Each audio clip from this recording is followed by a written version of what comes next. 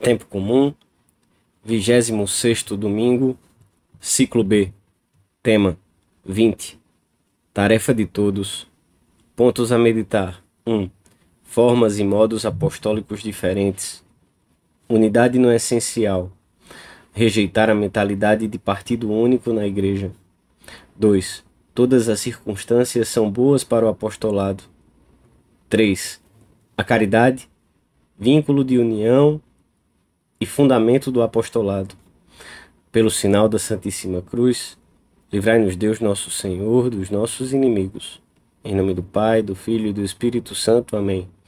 Meu Senhor e meu Deus, creio firmemente que estás aqui, que me vês, que me ouves. Adoro-te com profunda reverência. Peço-te perdão dos meus pecados e graça para fazer com fruto este tempo de oração. Minha Mãe Imaculada, São José, meu Pai e Senhor, meu anjo da guarda, intercedei por mim.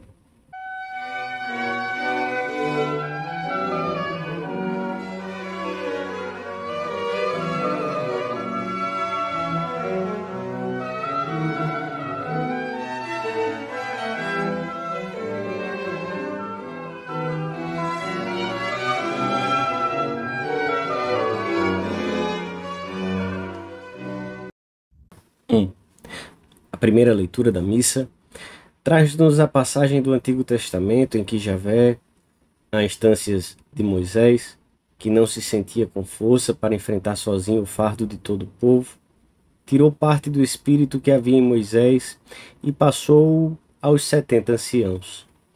Estes, que se tinham congregado em torno da tenda da reunião, começaram a profetizar. E aconteceu que 2 deles, chamados Eldad e Medad, embora estivessem na lista, não compareceram à tenda, mas o Espírito pousou também sobre eles e começaram a profetizar no acampamento. Então Josué pediu a Moisés que os proibisse de fazê-lo. A reação de Moisés foi profética. Oxalá todo o povo profetizasse e recebesse o Espírito do Senhor. O Evangelho da Missa relata-nos um acontecimento de certo modo semelhante. João aproximou-se de Jesus para dizer-lhe que tinha visto uma pessoa que expulsava os demônios em nome dele. Como não era do grupo que acompanhava o Mestre, tinham-no proibido de fazê-lo. Jesus respondeu-lhes: Não lhe proibais, porque não há ninguém que faça um milagre em meu nome e possa depois falar mal de mim. Jesus reprova a intransigência e a mentalidade exclusivista e estreita dos discípulos e abre-lhes o horizonte e o coração para um apostolado universal, variado e diversificado.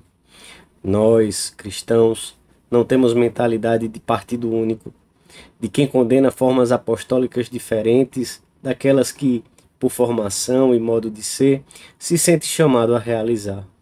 A única condição, dentro da grande variedade de modos de levar Cristo às almas, é a unidade no essencial, naquilo que pertence ao núcleo fundamental da Igreja.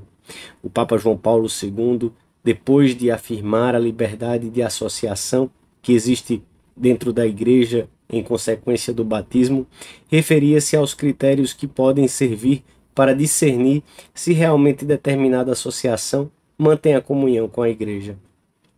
Entre esses critérios, diz o Pontífice, encontra-se a primazia que se deve dar à vocação de cada cristão para a santidade, que tem como fruto principal a plenitude de vida cristã e a perfeição da caridade. Neste sentido, as associações de leigos estão chamadas a ser instrumento de santidade na Igreja. Outro critério apontado pelo Papa é o apostolado que deve, antes de mais nada, proclamar a verdade sobre Cristo, sobre a Igreja e sobre o homem, em filial obediência ao magistério da Igreja, que a interpreta autenticamente. Trata-se de uma participação no fim sobrenatural da Igreja, que tem como objetivo a salvação de todos os homens. Todos os cristãos participam desse único fim missionário e, portanto, exercem o apostolado em unidade filial com o Papa e os bispos. Devem, pois, dar testemunho de uma comunhão firme e convicta, expressa na leal disposição de acolher os ensinamentos doutrinais e as orientações práticas dos seus pastores. Esta unidade manifesta-se, além disso, no reconhecimento da legítima pluralidade das diversas formas associativas dos leigos, que devem estar sempre abertas a uma colaboração leal e recíproca. Se somos cristãos verdadeiros, embora às vezes sejamos muito diferentes uns dos outros, sentir-nos-emos comprometidos a levar para Deus a sociedade em que vivemos e da qual fazemos parte. E ser-nos-á fácil aceitar modos de ser e de atuar bem diferentes dos nossos. Como nos alegraremos de que o Senhor seja anunciado de formas tão diversas.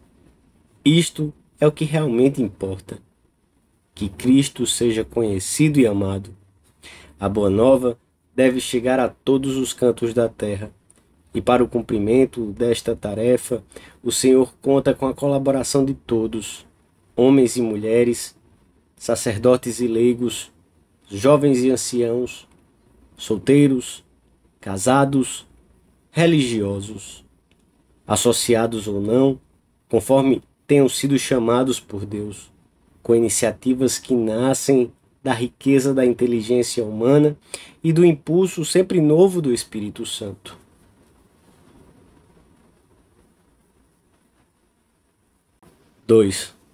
Todo cristão é chamado a dilatar o reino de Cristo, e qualquer circunstância é boa para levar a cabo esta tarefa. Onde quer que o Senhor abra uma porta à palavra para proclamar o mistério de Cristo a todos os homens, anuncie-se com confiança e sem cessar o Deus vivo e Jesus Cristo enviado por Ele para a salvação de todos. Diante da covardia, da preguiça ou das várias desculpas que podem surgir, temos de pensar que serão muitos os que receberão a incomparável graça de aproximar-se de Cristo através da nossa palavra, da nossa alegria, de uma vida exemplar, cheia de normalidade. O apostolado com as pessoas entre as quais transcorre a nossa vida não deve deter-se nunca. Os modos e as formas podem ser muito diversos, mas o fim é o mesmo. Como são diferentes os caminhos que Deus escolhe para atrair as almas. Conservemos a doce e reconfortante alegria de evangelizar, mesmo quando temos de semear entre lágrimas. Não podemos considerar as circunstâncias adversas como um obstáculo para dar a conhecer Cristo, mas como um meio muito valioso de espalhar a sua doutrina, como o demonstraram os primeiros cristãos e tantos que têm padecido por causa da fé.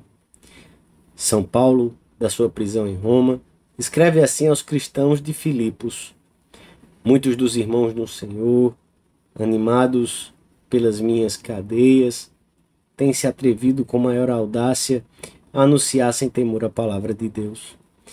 E ainda que alguns pregassem por inveja, com intenções pouco retas, o apóstolo exclama: mas que importa, contanto que Cristo seja anunciado, sob algum pretexto ou sinceramente, não só nisto me alegro, como me alegrarei sempre. A única coisa verdadeiramente importante é que o mundo esteja cada dia um pouco mais perto de Cristo. Ainda que o trabalho, os tempos de descanso, a visita a um amigo, o esporte, possam ser caminho para levar as pessoas a Deus, também o devem ser as contradições de um ambiente aberta ou disfarçadamente contrário à fé. Essa pode ser uma ocasião muito oportuna para praticarmos a caridade, esforçando-nos por tratar bem os que não nos compreendem ou nos tratam mal.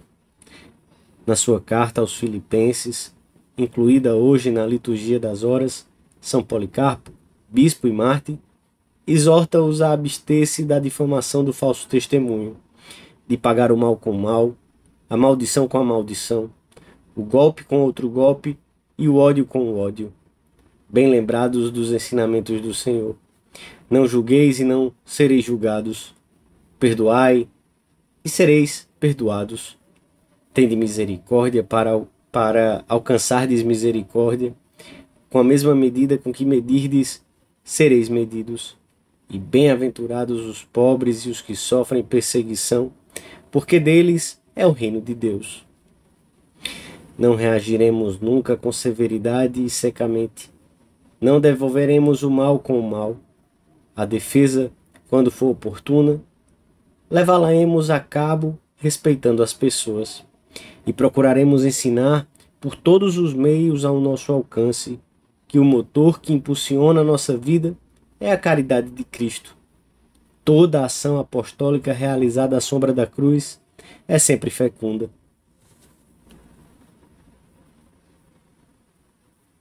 3.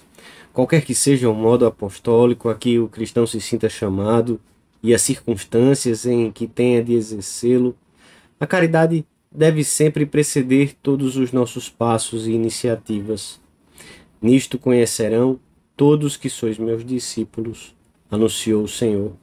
Quando São Paulo escreve aos cristãos de Tessalônica e lhes recorda sua estadia entre eles, diz-lhes: a cada um de vós, como um pai aos seus filhos, fomos exortando-vos e confortando-vos e suplicando que andasseis de uma maneira digna de Deus, que vos chamou ao seu reino e à sua glória.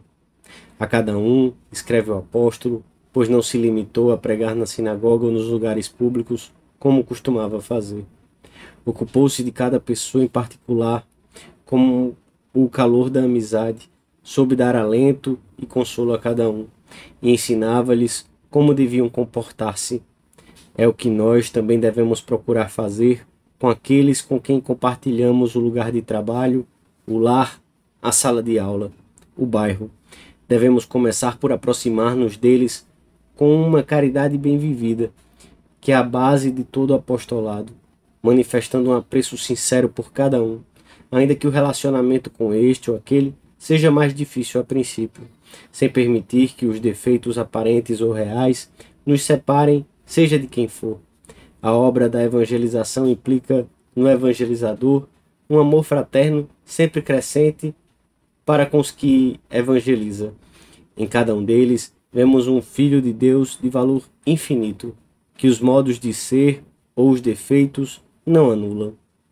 Nós, que recebemos o dom da fé, sentimos a necessidade de comunicá-la aos outros, fazendo-os participar do grande achado da nossa vida. Esta missão, como se vê na vida dos primeiros cristãos, não é da competência exclusiva dos pastores de almas, mas tarefa de todos, de cada um segundo as circunstâncias particulares e a chamada que recebeu do Senhor. Vejamos hoje se a influência cristã que exercemos ao nosso redor é a que o Senhor espera. Não esqueçamos as consoladoras palavras de Jesus, que também lemos no Evangelho da Missa. E quem vos der um copo d'água em meu nome, por serdes de Cristo, em verdade vos digo que não perderá a sua recompensa. Que recompensa não nos preparará o Senhor se ao longo da vida formos procurando que muitas almas se aproximem dele? Dou-te graças, meu Deus, pelos bons propósitos, afetos e inspirações que me comunicaste nesta meditação. Peço-te ajuda para os pôr em prática. Minha Mãe Imaculada, São José, meu Pai e Senhor, meu anjo da guarda, intercedei por mim.